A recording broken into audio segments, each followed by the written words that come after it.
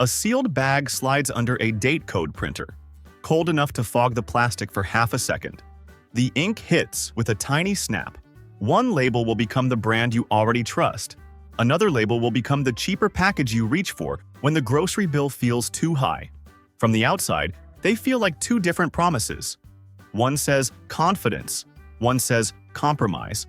But here is something that might surprise you. In many aisles, the difference does not begin with a cheaper factory. It begins with a different contract.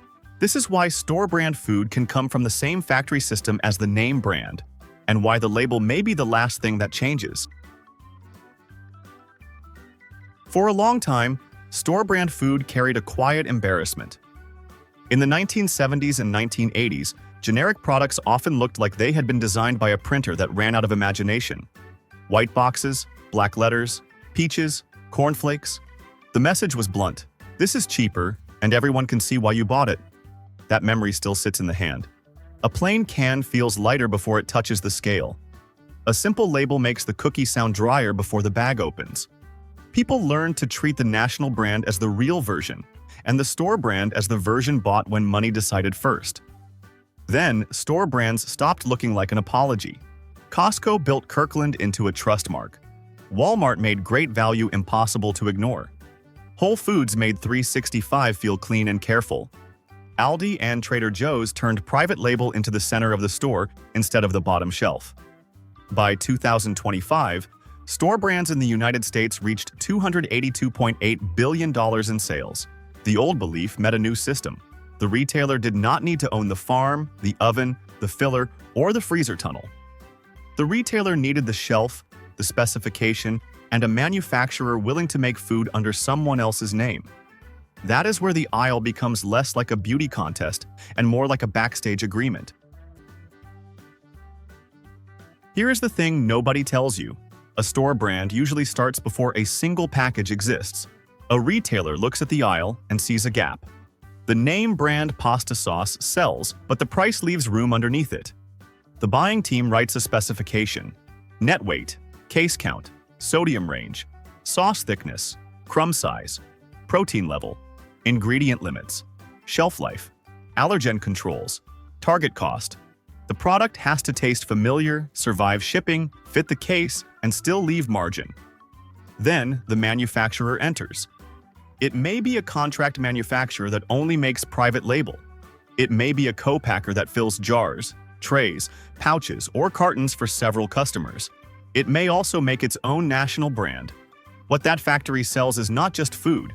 It sells line time, safety paperwork, trained workers, quality control, and the ability to make the same product again without drifting. First comes the trial. A small batch is mixed, cooked, chilled, filled, or baked. Samples go back to the retailer.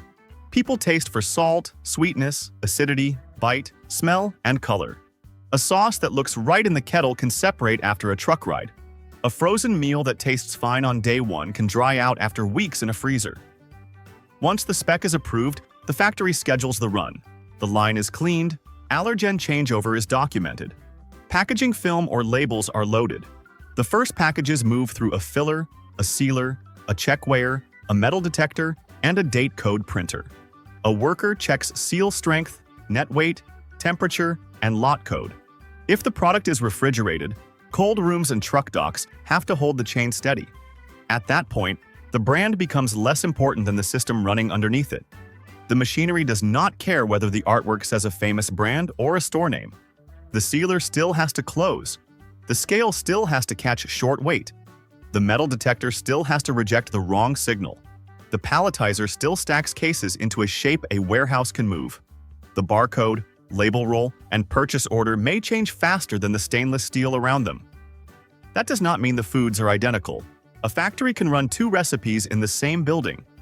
It can change the sauce ratio, cut size, spice blend, packaging film, ingredient supplier, or quality target. Same facility does not mean same bite.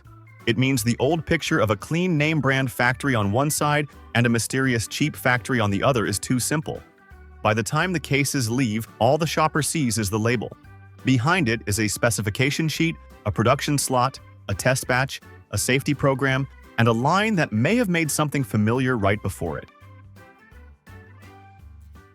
Now compare that to the version you already trust.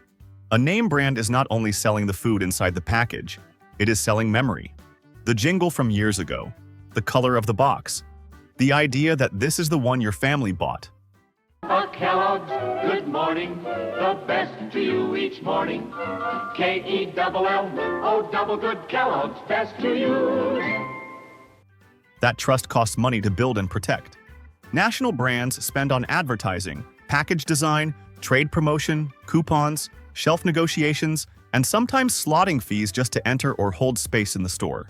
A store brand plays a different game. The retailer already owns the shelf, the price sign, and the scanner data. The package does not need to become famous in America. It needs to make sense in that aisle, in that store, at that price. Cheaper is not automatically worse. It is also not automatically the same. It is a product built to win a different math problem. The hidden part is not only who made the food, it is the meaning shoppers give to the name on the front. Most private label contracts are not printed on the package. The bag may say distributed by. The carton may list the retailer's address. That does not mean the retailer cooked, baked, slaughtered, or filled it. It means the retailer owns the brand relationship with you. Yet a few products leave a trail. On many meat, poultry, and egg products, the USDA mark includes an establishment number. Search that code in the FSIS directory, and it can point to the registered facility. If two packages show the same number, they came from the same inspected establishment.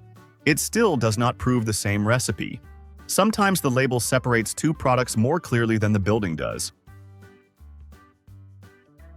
Try this when the cheaper package lands in your cart. Read the front last. Start with the boring parts. Price per ounce, ingredient list, net weight, serving size, allergen statement, distributed by versus manufactured by, lot code, date code. On meat, poultry, or egg products, look for the establishment number near the inspection mark. Then, compare texture, not just price. A soup may use the same style of can but a thinner broth. A frozen dinner may carry fewer toppings.